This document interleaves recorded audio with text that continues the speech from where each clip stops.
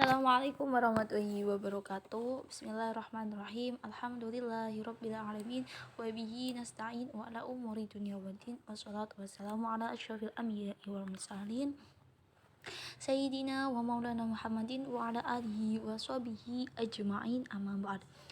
Yang terhormat dan yang kami muliakan Ibu Nusaibah STHI MPD selaku dosen pembimbing psikologi pendidikan, dan tidak lupa teman-temanku yang berbahagia.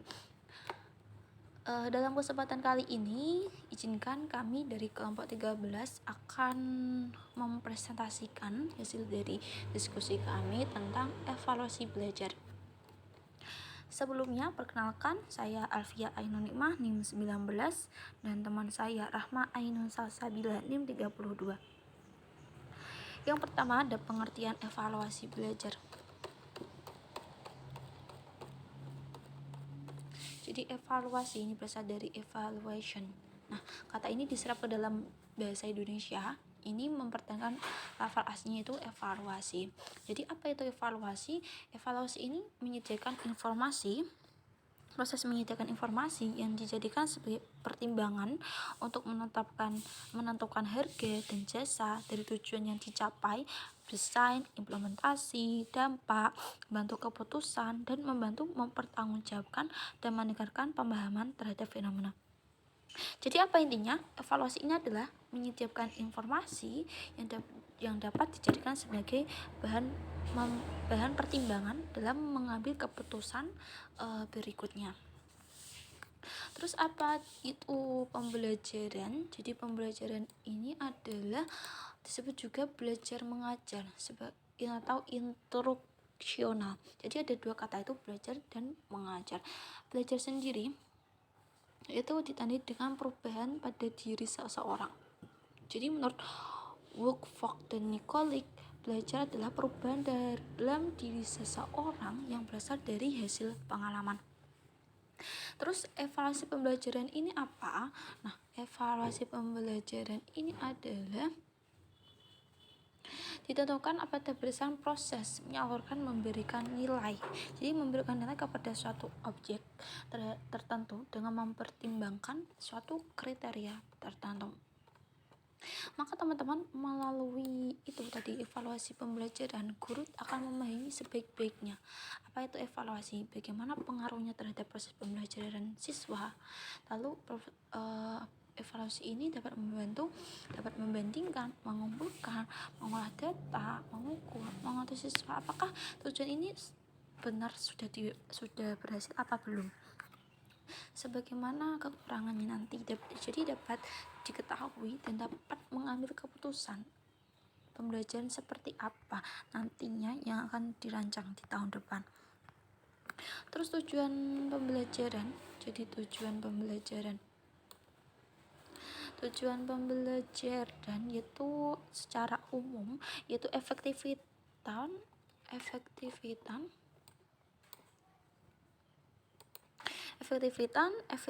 sistem pembelajaran, baik yang menyangkut tentang tujuan, materi, metode, media sumber belajar, lingkungan maupun sistem penilaian itu sendiri. Oh teman-teman, ada tujuan khususnya. Jadi tujuan khusus ini apa? Ini yang pertama, untuk mengetahui penguasaan siswa terhadap kompetensi yang telah ditetapkan. Jadi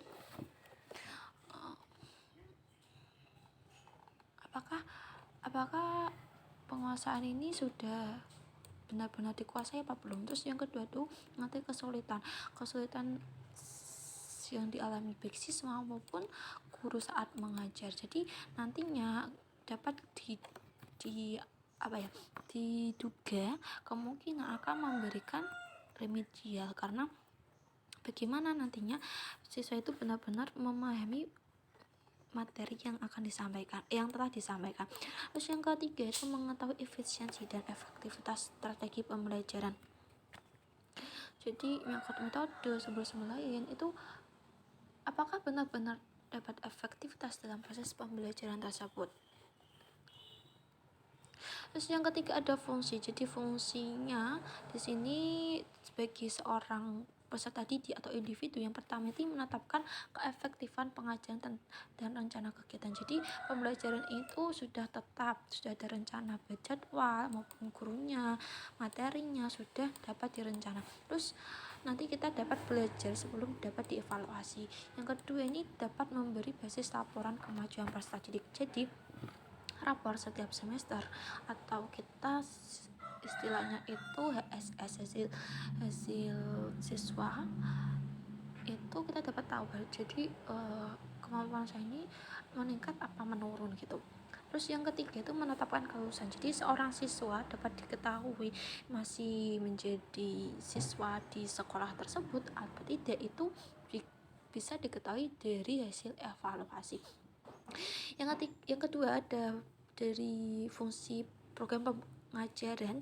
Yang pertama memberi dasar pertimbangan kenaikan promosi peserta didik. Jadi seorang guru boleh mempromosikan siswanya terhadap prestasi yang telah dibimbingnya, prestasi yang telah diraih siswa terhadap bimbingan guru yang telah dilakukan.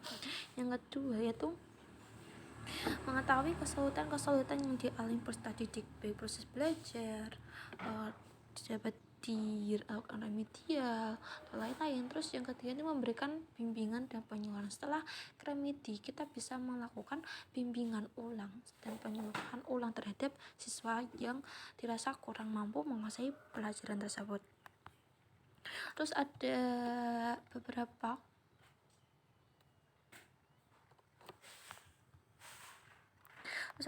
fungsi, yaitu fungsi selektif. Nah, fungsi selektif ini apa? Untuk menyeleksi siswa. Jadi tujuannya untuk apa? Yang pertama ini kita bisa menyeleksi siswa. Apakah siswa itu bisa diterima di sekolah atau tidak? Itu melalui evaluasi prates. Yang kedua yaitu dapat diketahui bahwa peserta didik itu naik tingkat apa tidak, apa tetap di tingkatan itu untuk mengulangi apa tidak.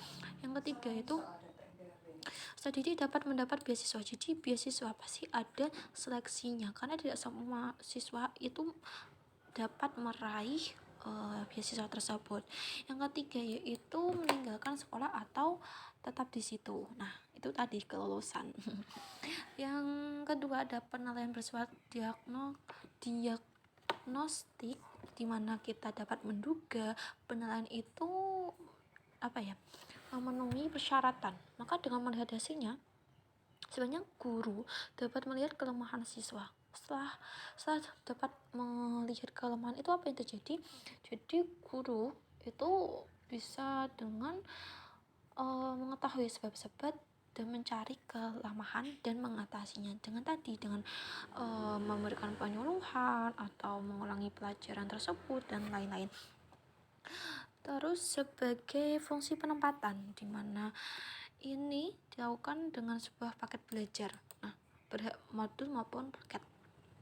Hal ini kenapa? Karena pengakuan besar kemampuan individu itu berbeda, teman-teman. Maka saat individu tersebut di dalam satu kelompok, maka kelompok itu berhak dilakukan penilaian. Jadi penilaian itu juga penilaian kelompok dan juga penilaian individu. Terus yang terakhir yang sangat penting yaitu penilaian berfungsi sebagai pengukuran keberhasilan. Apakah keberhasilan itu sudah sesuai dengan standar apa belum? Jadi program itu sudah terlaksana apa belum? Nah, program-program itu juga jika belum terlaksana, kita cari faktor-faktor yang sangat mempengaruhi tingkat keberhasilan itu apa saja, seperti itu. Terus teman-teman di sini ada prinsip evaluasi belajar di mana ada 3 yaitu keseluruhan. Yang pertama keseluruhan dibuat secara bulat, utuh, dan menyeluruh. Artinya apa? Evaluasi ini dapat dipisahkan teman-teman karena apa?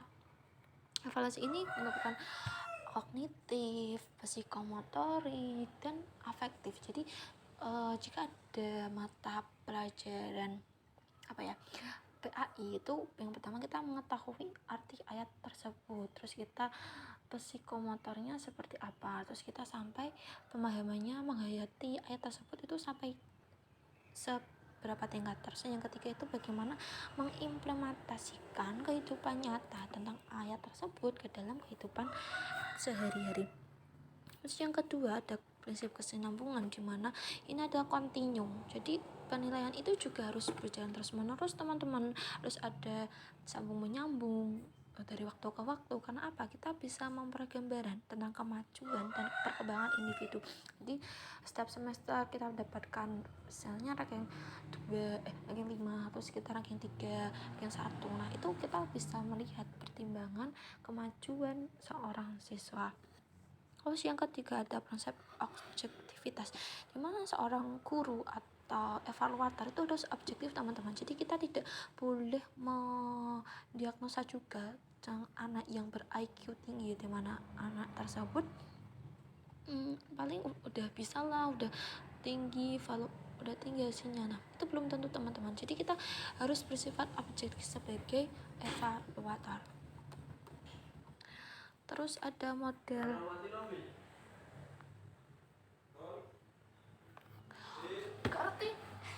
evaluasi yaitu kuantitatif, yaitu Taylor, teoretik Taylor, Alkin, continuous tech, model CIPP, dan model ekonomi mikro. Nah terus yang kedua ada kualitatif, yaitu studi kasus, iluminatif, dan responsif. Yang pertama ada Taylor, dimana Taylor ini teman-teman itu tingkah laku. Nah ini didasarkan terus apa? Yang pertama ini tingkah laku siswa, yang kedua ini tingkah laku awal peserta didik, itu sudah melakukan kegiatan pembelajaran. Terus yang ketiga ya ini maaf jadi kita bisa tahu tingkah laku perubahan siswa karena pembelajaran itu juga merubah juga tingkah laku. Jadi guru bisa melakukan tes awal dan tes akhir, itu validasi informasinya, jadi tes akhir. Terus model orientasi pada tujuan, jadi seorang evaluator atau guru itu boleh menentukan tujuan evaluasi. Jadi tujuannya itu banyak, lalu hubungannya dengan kegiatan sesuai kebutuhan dan keinginan dari guru apa yang ingin dicapai. Terus yang ketiga ada model pengukuran, di mana ini menggunakan model kuantitatif. Model ini mengukurkan perbedaan individu baik minat, kemampuan, dan sikap. Hasil ini teman-teman bisa diberlakukan untuk seleksi, bimbingan, dan perencanaan pendidikan yang akan datang. Terus yang keempat ada model kesesuaian, yaitu melihat kesesuaian tujuan dengan hasil belajar, apakah sudah sesuai, yaitu baik tingkah laku yang dari hasil pendidikan dan menyangkut aspek kognitif, afektif, dan psikomotorik. Jadi evaluasi ini tidak hanya lisan teman-teman, akan tapi dia juga berhak menentukan evaluasi baik non tes, yaitu bisa observasi, wawancara, skala sikap, dan sebagainya. Terus yang kelima ada educational system evaluation model, di mana ini membandingkan perform dari berbagai dimensi. Jadi tidak hanya dari efektif saja, tapi kita bisa melihat dari hal yang lain. Jadi kriteria ini yang bersifat mutlak atau intern, baik relatif maupun ekstern. Jadi ini dari menggabungkan semua model. Terus ada model Alkin. Nah, ada 5 jenis sebenarnya, itu sistem assessment, di mana memberikan keadaan posisi dari suatu sistem. Terus ada planning, kita bisa memilih rancangan program tersebut. Yang ketiga ada program implementation, di mana kita memperkenalkan program kita kepada suatu kelompok yang telah kita rencanakan. Terus yang ketiga ada improvement, di mana kita bisa mengetahui apakah program itu berjalan atau tidak. Terus yang kelima ada certification, di mana nilai itu memberikan nilai terhadap program yang telah berjalan. Terus ada illuminative model, di mana ini adalah kualitatif, jadi open ended, itu terbuka dan mengakhiri. Jadi di latar belakangnya oleh apa? Di latar belakang ada perkembangan sistem pembelajaran, proses pelaksanaan sistem pembelajaran. Terus ada model responsif, ini kualitatif juga. Jadi ini adalah model kualitatif juga, di mana mengadakan observasi langsung. Jadi dia tidak percaya nilai, akan tapi dia lebih percaya pendekatan secara langsung, itu bisa observasi langsung maupun tidak langsung.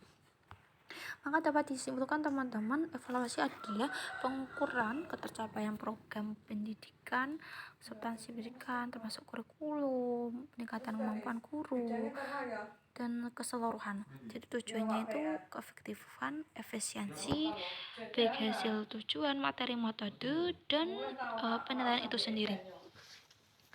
Adapun fungsinya yaitu ada selektif, diagnostik, penempatan, dan pengukuran keberhasilan. Sedangkan prinsipnya ada 3, yaitu keseluruhan, kesinambungan, objektivitas.